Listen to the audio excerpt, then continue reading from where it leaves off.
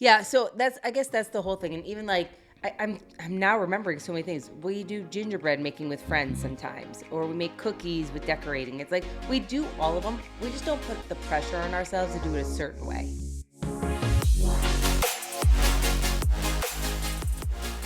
Hello, everyone. We are Greg and Jacquie Francis, and welcome to High Performance Parenting, where our passionate goal is to encourage you to raise champion children in a crazy world. Every week, we will bring you multiple episodes from our extensive experience of raising our six happy, healthy, successful, godly kids who are confidently equipped to win big in life. We deeply believe that any parent who is provided with the right knowledge and continual support can raise amazing kids. And when they do, all of our futures get better. If raising up future generations of absolute champions matters to you as much as it does to us, here's how you can contribute. Like and share this podcast with everyone you know. And together, let's embrace this journey of raising champion kids in a crazy world. Hey guys, welcome back. So excited. Hubby and I are in the studio today chatting. Hi. Hi. And I don't know where you're at, but it is beautiful here this week. I was just thinking about this, honey. I'm sure you have something to ask me. I feel like it's on the tip of your tongue. I do. You ready for it, or you want to just...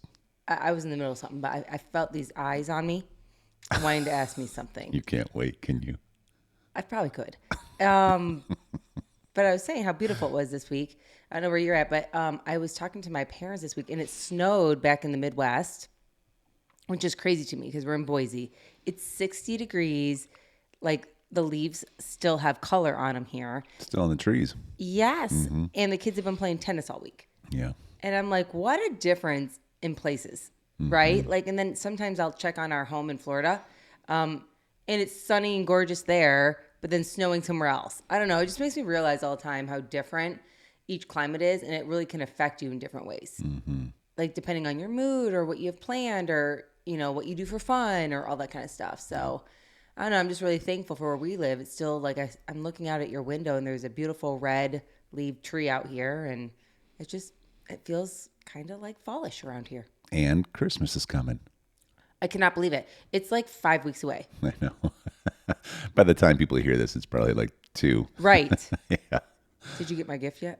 Of course, honey. Oh, you know how good I am at this. I was worried for a minute so that I was going good to at end up buying with, you stuff. It's not even funny. a gift card or something. Hey, I have a question. What kind of photos do elves take? I do not know. Elfies. You're silly. Greg's like our selfie master in our family because he has the longest arm. So whenever we're like trying to take a family selfie, like I'll start doing it. He's like, "Okay, honey, half my face is cut out. Can I just take the camera?" Right? You're like always the selfie king. What do you call a snowman with a 6-pack? I don't know. The abominable snowman. Honey. Come on, that's All right, good. moving on. All right. Well, let's talk today as Christmas is close. Let's talk about how things that we're going to do this year in order to make sure that the Christmas season is meaningful for our family, that it's Christ-centered, that it's not just about presents and you know, piano recitals and you know, vacation and time off and things like that. Right. But what are the key things that you would like to do this year to make sure that it stays Christ-centered in our family? Let's think here. I mean, I feel like our kids and us, we know the meaning behind the season. You know, we talk about it all the time. People can get really caught up being like, oh, do you feel like because you decorate with things outside of maybe biblical meaning that your kids can feel like it's all about just presents and Santa and elves and all those things, right? And although that's a fun part of the season, because when you're a kid, if you remember, it's very magical and it's fun. And you know, anybody that's listening with their kids now, Christmas can be such a fun time for the family. But I think when you talk about the reason for the season all the time, the kids are very excited about that reason. Like Hunter is already drawing all kinds of, you know, mangers and baby Jesus. And we have coloring books out of just at her age, explain to her the different reason for Christmas. And I think you just need to embrace it and love it, you know, all of it with the meaning behind it. And so for us personally, I really enjoy, of course, decorating. Greg and I had this big discussion, I don't know, a couple of years ago. Of when is the perfect time to decorate? You mean we had a fight? Yes. We had a huge fight. We had a high volume discussion. Yep. Lots of fellowship there. And we come to the conclusion that we're never decorating. No, I'm kidding. But that we're going to, for us, we kind of keep fall decor up. We're not like, we don't decorate for Halloween, but we do fall decor, and it's really beautiful, and it smells good, and it feels just very fallish. Yeah, like autumn leafy wreaths on the doors. Yes. And, stuff like that. We put the blow up turkey tom. Yes. out in the front yard. This huge blow up turkey in our front yard. We're the only one decorating for turkey. With turkey tom. Nobody else decorates like this. We in are the whole only one, I neighborhood. think, that has something in our front yard We are. for Thanksgiving. What's interesting And it's a is 6 foot tall turkey in our front yard. And our dogs are scared of it. Yeah. And so, I mean, maybe not our big dog, but the little dogs are. And so all that to say, we've decorated. We'll keep that up until like Thanksgiving-ish day. Yeah. And then after that, we start decorating for Christmas. Yeah. That's usually it, right? Like we go through Thanksgiving Day, and this year we're going to, that weekend. Right. Is when I go outside and pull all this stuff out of the attic, and I take a couple of make kids. Drews go up there. Make Drews go up there. You do, like, because he fits a lot Yeah, I was better. going to say, actually, let's be honest. And he Drews hands has it down to me, down the ladder, because Yeah. we have a big attic above our garage. Yes. And then we bring it up, but we have a lot of stuff because we decorate pretty good.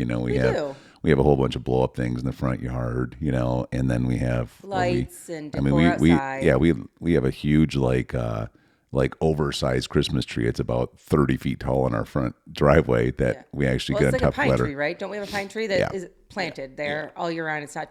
Greg doesn't just plant it for Christmas. Yeah, it looks like a big Christmas tree. And so, but we do a lot of stuff like that, and it takes me a whole day with kids' help. And Although, I will tell you, we have a neighbor in our neighborhood. No, it takes him 2 months to decorate for Christmas. This guy, he starts, I think, beginning of October. he does. Honestly, it's crazy the amount of decor he has outside, to the point where he's in the newspaper and all this stuff. People come from miles away to see what he does. But Greg's a close second, to that. So, I don't know about that, if you saw this place, but but we decorate outside, which is beautiful. The boys usually do that. And then inside we start decorating for Christmas. And we have 3 different Christmas trees up. Some of them with all the decor that the kids have made through the years, or our fun little ornaments that are just like memorable. One that's more like kind of just like a classy looking one that stays in our hallway for decor. And then we have another one in another family room area. And we get into it. The music starts going. Kids are starting to think about what cookies they want to bake.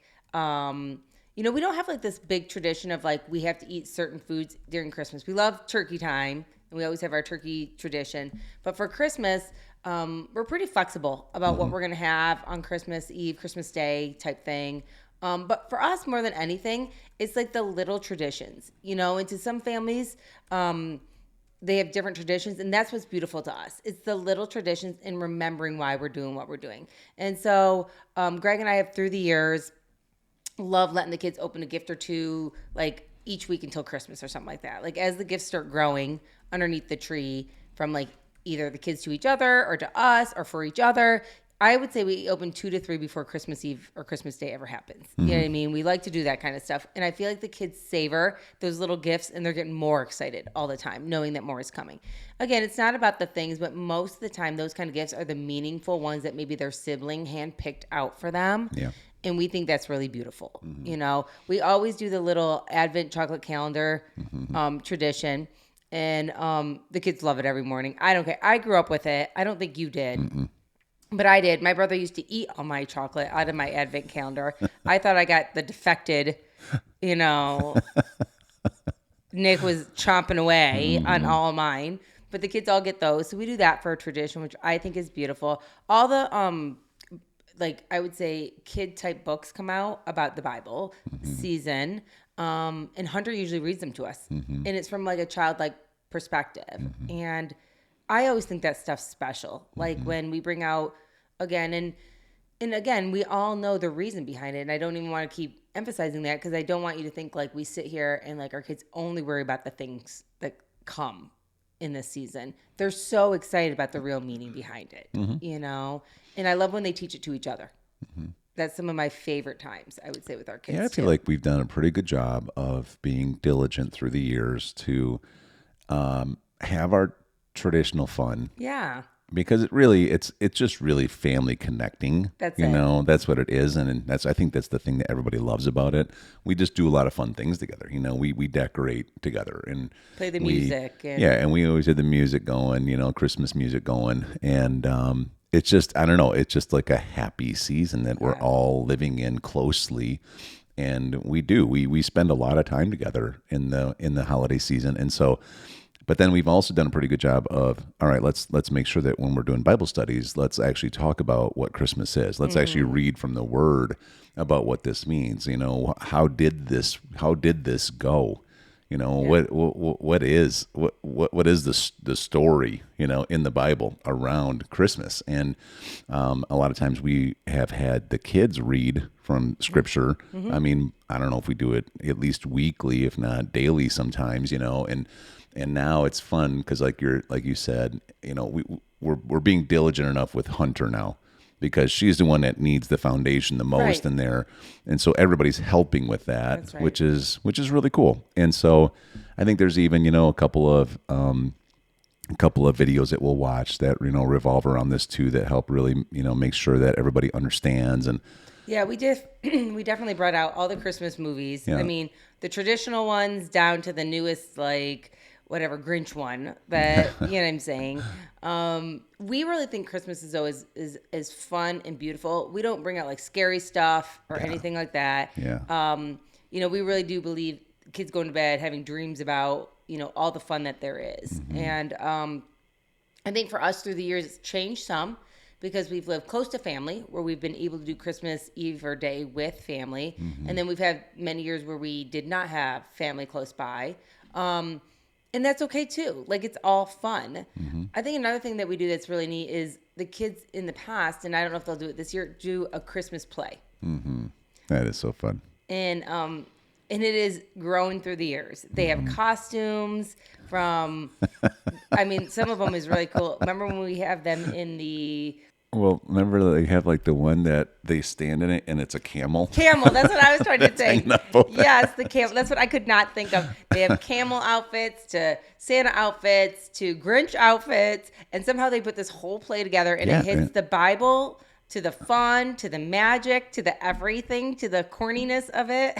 They play music, literally I from mean, the it's piano. impressive. Yeah. I mean, We'll we invite said- people. They'll Yes. charge them to come in because they're entrepreneurs.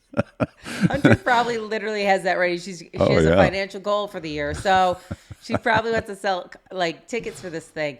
But we have so much fun laughing together. I cannot tell you, and I think it's beautiful. It's like I can't say that we do something the same every year. I don't think it's the same. Just within the season, we do all of it. Like, it's not like on the very 1st of December we do this, and if we don't get to it, then we're so upset that we didn't hit. I feel like by the time Christmas comes, which, you know, is Christmas Day, it's like we've hit every little like fun thing we could think of. And that's what makes it so fun for you and me. Yeah, we do We it. don't put And the pressure on ourselves either. we do it. And I think every single year, everybody walks away knowing that this day is all about one of the most significant days in history, right? Which is the birth of baby Jesus. Because, and I think that everybody just knows to celebrate that. And we do all these other things, which is fun, but we know to celebrate that. Like, we know to really take time to appreciate it and to have absolute gratitude for it and to just know how blessed we are because of that day. And we don't forget, we just don't forget, I guess this is the point. We have it an intentionality around it fully, that's what everybody gets from it. But we also have enough freedom to enjoy traditional things.